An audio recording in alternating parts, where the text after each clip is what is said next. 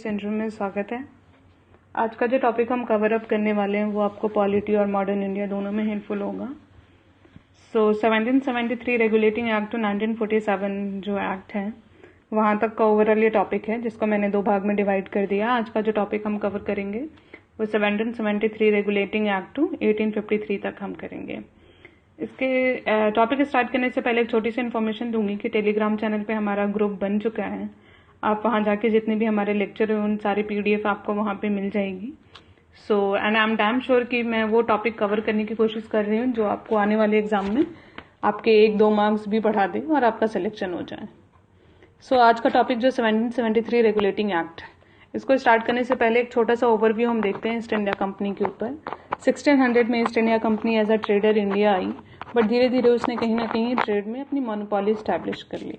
सबसे जो turning point आता है 1764 बैटल ऑफ बक्सर एंड 1765 जो है ट्रीटी ऑफ इलाहाबाद, जो टर्निंग पॉइंट है जहां से कंपनी को दीवानी राइट मिला, दीवानी right of Bengal and Bihar and Orissa.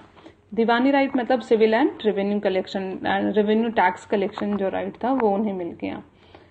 इसके बाद हुआ ये कि जितने भी कंपनी के ऑफिसर्स थे वो सारे रिच होने लगे, बट कंपनी धीरे धीरे डिप्ट में जाने लगी। ब्राइब वगैरह ये सारी चीजें काफी हद तक बढ़ चुकी थी। यहाँ से कंपनी जब डिप्ट में जाने लगी तो ब्रिटेन की पार्लियामेंट के पास कंपनी गई कि हमें पैसे की ज़रूरत है। तो ब्रिटेन की पार्लियामेंट में बोला ठीक है, we will provide you money, but हमें क्या मिलेगा। दे पुट फॉरवर्ड कि they will control and regulate the affair of East India Company in India, and this is how the regulating act of 1773 established. जो इसके features हैं, सबसे पहला यहाँ लिखा हुआ है first step to regulate East India Company. अभी मैंने आपको बताया कि how they establish this act. Now they wanted some kind of a body जो कि ब्रिटेन की पार्लियामेंट को आंसर कर सके कंपनी के अफेयर के बारे में। They established code of director. Another step हम देख रहे हैं first step to centralise. Centralisation मतलब कहीं ना कहीं पावर किसी एक के हाथ में।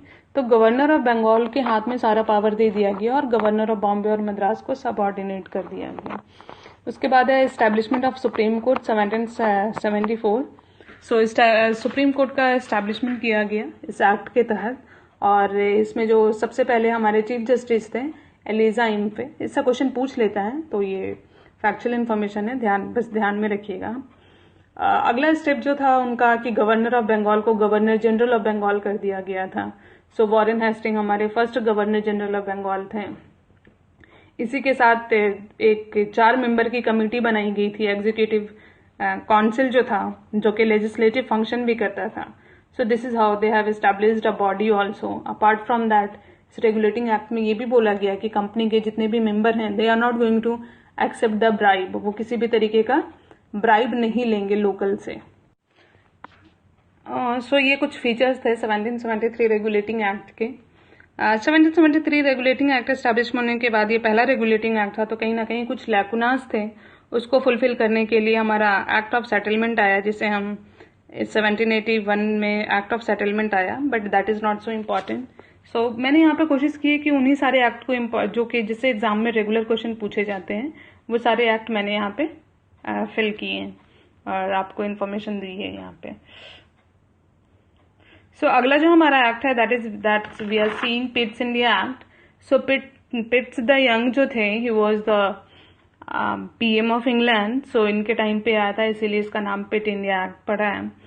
इस एक्ट के तहत हमारे पहला फीचर है कि डबल गवर्नमेंट। डबल गवर्नमेंट का मतलब है कि हमने अभी देखा कि एक बॉडी बन गई थी कोर्ट ऑफ डायरेक्टर की, एंड दूसरी जो बॉडी बनाई इन्होंने, नई बॉडी बनाई थी बोर्ड ऑफ कंट्रोल की। कहीं ना कहीं इन्होंने दोनों के जो पावर्स थे उसको सेपरेट कर दिया गया, सेपरेशन ऑफ पावर कर दिया गया, and they have given their different area to inform Britain की पार्लियामेंट को। बट जबकि बोर्ड ऑफ कंट्रोल थे उन्हें supervise, they have given more power in comparison to other board of director, और वो सिविल, मिलिट्री और रेवेन्यू अफेयर को they have to report it to British parliament. उसके बाद ये पहला एक्ट था जहां पे कि ब्रिटिश की पार्लियामेंट ने कहा कि ईस्ट इंडिया कंपनी की जितनी भी टेरिटरीज हैं वो ब्रिटेन की पोजीशन है, उस पर ब्रिटेन का अधिकार है इंडिया पे। अगला जो हमारा है 1813 का चार्टर एक्ट है। इसमें हम देखेंगे कि जो कंपनी की जो मोनोपोली थी ट्रेड करने की इंडिया के साथ, that monopoly has been ended up और जो ब्रिटेन का जो असर्शन था कि इंडिया में हमारा भी अधिकार है, वो assertion of sovereignty of British crown over companies territories in India, वो हो गया था। उसके बाद इस एक्ट के तहत ही क्रिश्चियन मिशनरीज जो थे उनको इंडिया में आने के परमिशन दे दी गई थी कि yes you can come and enlighten people, because somehow they consider them like we have already you might know about that white man burden theory. So this is how they think it is their sole duty to enlighten people of India, because they consider Indian as an ignorant people.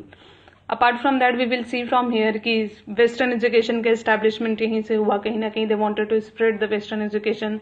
So Christian missionary भी आएंगे तो they also educate in English, और ये सारी चीज़ें हम देखेंगे। Apart from that, इसी एक्ट के तहत जो लोकल गवर्नमेंट थी उसको टैक्स करने का जो परमिशन दे दिया गया था। स्पेलिंग यहाँ पे गलत है, वो आप सही कर लेंगे। नेक्स्ट हमारा जो एक्ट है चार्टर एक्ट ऑफ 1833। इस चार्टर एक्ट के तहत हम देखेंगे कि गवर्नर जनरल ऑफ बंगाल, जो हमने देखा था कि रेगुलेटिंग एक्ट में उन्हें बनाया गया था, अब now they are going to become governor of general of India, जिसके पास सारी पावर थी, सिविल और मिलिट्री पावर थी। और फर्स्ट जो हमारे गवर्नर जनरल ऑफ इंडिया थे लॉर्ड विलियम बेंटिंक। सो ये एक्ट जो था फाइनल स्टेप था सेंट्रलाइजेशन का, मतलब कहीं ना कहीं इस एक्ट के तहत कोलोनाइजेशन स्टार्ट हो चुका था। उसके बाद हम देखेंगे कि जो ईस्ट इंडिया कंपनी जो एज अ कॉमर्शियल बॉडी थी, अब तक कहीं ना कहीं वो खत्म हो गया था और ये सिर्फ एक एडमिनिस्ट्रेटिव बॉडी बन के रह गई थी। और ये जो एक एक्ट था, ये कहीं ना कहीं इस एक्ट के तहत कोशिश की गई थी कि ओपन कंपटीशन के थ्रू जो सिविल सर्वेंट जो हो उनको अपॉइंट किया जाए, क्योंकि अभी तक जो सिविल सर्वेंट थे वो कोई ओपन कंपटीशन के तहत नहीं आते थे, बल्कि एक कॉलेज था, वहां उस कॉलेज में एडमिशन लेना पड़ता था और उस कॉलेज में एडमिशन लेने के लिए कोर्ट ऑफ डायरेक्टर्स की परमिशन चाहिए थी। तो कहीं ना कहीं इस तरीके से हम देखेंगे कि कहीं जो ब्यूरोक्रेट्स थे वो ब्रिटेन की पार्लियामेंट के ना हो करके, मतलब लॉयल ज्यादा वो कंपनी की तरफ लॉयल थे, क्योंकि समहाउ जो उन्हें सर्टिफिकेट मिलता था या जो भी ऑथेंटिकेशन मिलता था उस कॉलेज में एडमिशन लेने का, वो कोर्ट ऑफ डायरेक्टर की तरफ से ही मिलता था। सो हम यहाँ पे देखेंगे कि पहली बार कोशिश की गई थी कि ओपन कंपटीशन लाया जाए, but that has not established yet. उसके बाद लॉ जो था वो हमारा एक्ट बन गया था, लेजिस्लेशन सैंक्शन होने लगे थे। अगला एक्ट हमारा चार्टर एक्ट ऑफ 1853। ये लास्ट चार्टर एक्ट है, ठीक है। Separate legislative and executive function of governor general council, जो हमने ऊपर बात की थी कि गवर्नर जनरल की काउंसिल बनेगी, जिसके पास जो कौन सी काउंसिल थी, एग्जीक्यूटिव काउंसिल थी, जिसके पास लेजिस्लेटिव फंक्शन भी था, ये हमने आगे बात की थी। But not that has been separated, now the executive function will be different and legislation function will be govern by different body. उसके बाद इसी एक्ट के तहत ओपन कंपटीशन भी स्टार्ट हो गया सिविल सर्विस एग्जाम के लिए। उसके बाद फर्स्ट टाइम जो है इंडियन को लेजिस्लेटिव काउंसिल में काइंड ऑफ पार्ट लेने का मौका मिला। सो 6 मेंबर जो थे गवर्नर जनरल काउंसिल के, जिसमें से 4 जो थे लोकल गवर्नमेंट थी मद्रास की, बॉम्बे और बंगाल के, उनको भी पार्ट लेने का मौका दिया गया। सो दिस इज हाउ हमारा जो यहाँ चार्टर एक्ट ऑफ 1853 है ये कंप्लीट होता है। I hope you get some kind of an insight. अगला जो हम स्टार्ट करेंगे गवर्नमेंट ऑफ इंडिया एक्ट 1858 से, क्योंकि 1857 ने कहीं ना कहीं जो पूरी जो ईस्ट इंडिया कंपनी का जो बनाया हुआ मोनोपोली था और जितने भी तरीके के स्ट्रक्चर थे, कहीं ना कहीं उसको ओवरथ्रोन कर दिया गया था and now the crown has taken the power. So we will see किस तरह के चेंजेस होंगे। हिस्ट्री से you already know about that, history पढ़ा होगा तो वहां आपने देखा होगा 1857 जो रिवोल्ट हुआ था, रिवोल्यूशन, उसका कितना ज्यादा जो ब्रिटेन की गवर्नमेंट थी उस पर इम्पैक्ट पड़ा था। सो आज के लिए इतना ही। I hope you like the lecture. I am really thankful to all those people who like my videos and I request you all to join our Telegram channel group where you will get all the information and PDF. So आज के लिए इतना ही. Stay at home, be safe, Jai Hind, and thank you. Be happy.